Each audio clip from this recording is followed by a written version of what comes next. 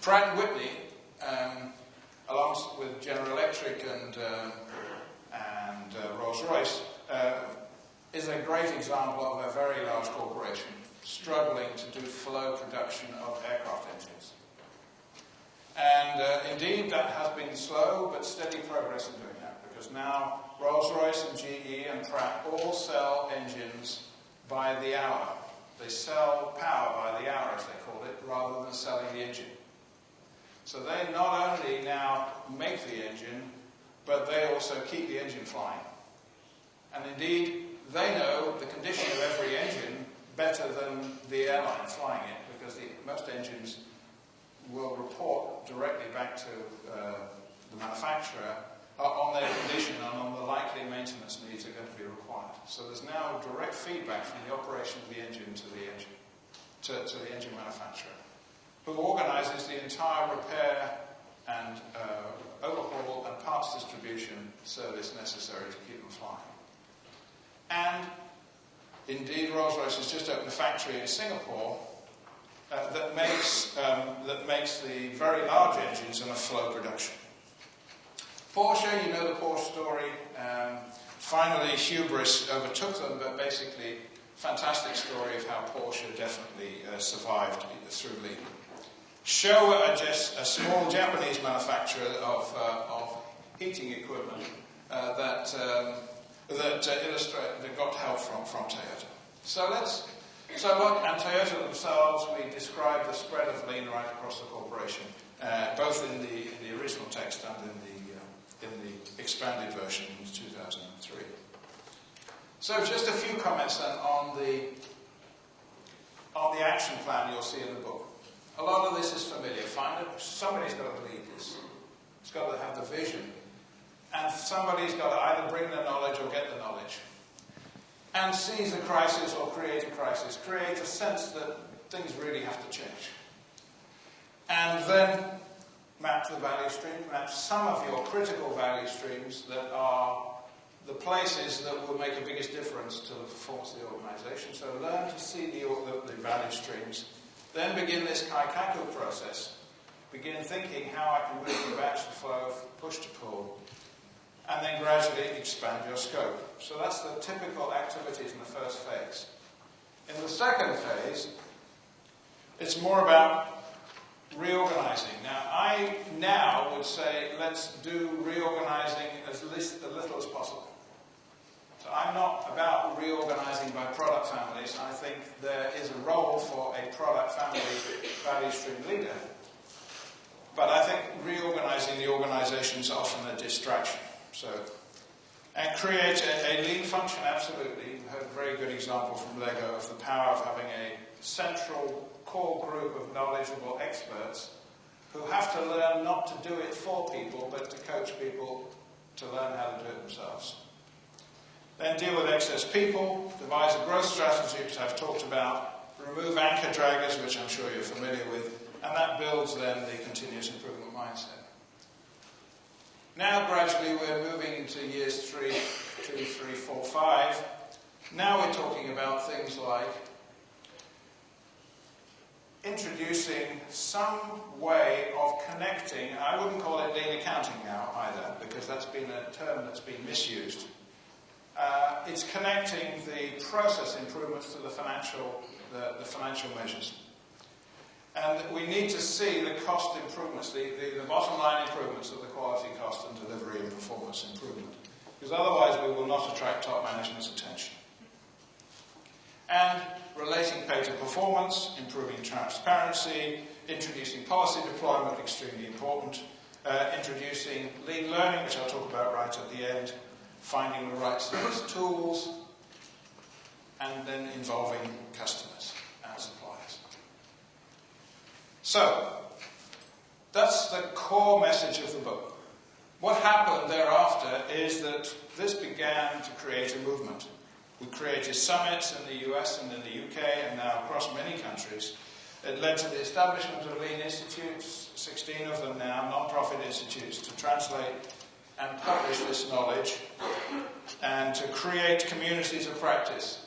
So, we've discovered over time that lean works in all kinds of activities. In batch production activities, with delivery to retail customers, to increasing the frequency of delivery, to reducing call center calls by 80% by redesigning, understanding the problem and redesigning the process, turning call center operatives into problem solvers, cutting service response time from 5 days to 2 hours, mortgage approval time from 17 days to 1 day, etc., etc. Wherever, whatever kind of process, you can see these kinds of results.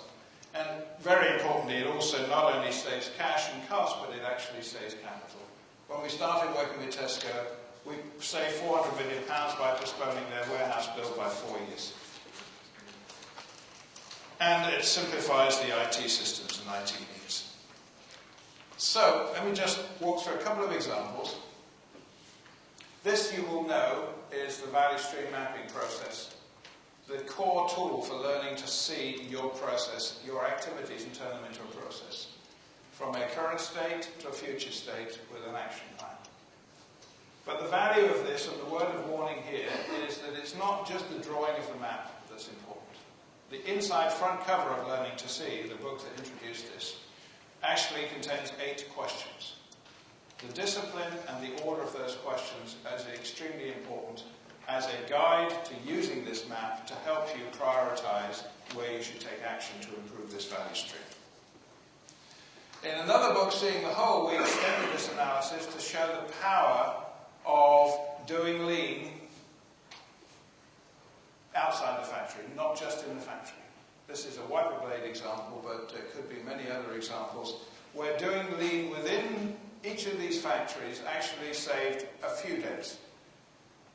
But actually the big power potential comes off not just doing lean between factories, but relocating the lines and compressing the value stream quite dramatically. This is the step that most companies have not done. I can't see the computer, so I don't know how much time I've got left. Let me just walk through what happened with Tesco. What we did with Tesco is we recognised that half of their supply chain costs were simply putting the products on the shelves in the stores. Because of the chaos of the way they arrived at the back of the store and the simple manual handling of putting stuff on the store. So what we did was design flow through stores, so it's very easy for the products to flow to the right aisles to be put away. We designed flow through warehouses, so instead of putting everything away, just the right product came from suppliers, was cross-docked and went straight off to the store. We took control of inbound distribution, as Toyota does, rather than wait for suppliers to deliver to us. And we designed pallets for fast-moving products that at the end of the line were put on these wheel dollies, as they were called, that went right through the supply chain and actually into the store fixture itself. No handling required at all in the store. So you will see for fresh products, for high volume products, and for seasonal products and promoted products at the end of the lines, you'll see a tremendous amount now shelf-ready packaging and pre-packed and displayed material.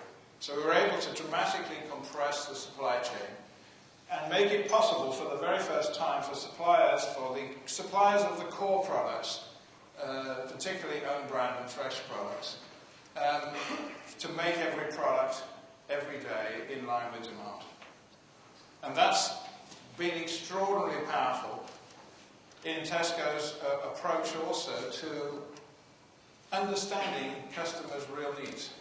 In a store, about a third of your purchase decisions are substitutes because the product wasn't actually there on the shelf that you were looking for. Until they had home shopping, they had no idea which were substitutes. But when they actually received home shopping, internet shopping orders, they could see they were actually only fulfilling about 63% of orders. So that put the attention back onto how do I get much higher availability from the supply chain, and how do I then, in my smaller stores, design exactly the right ranges of products.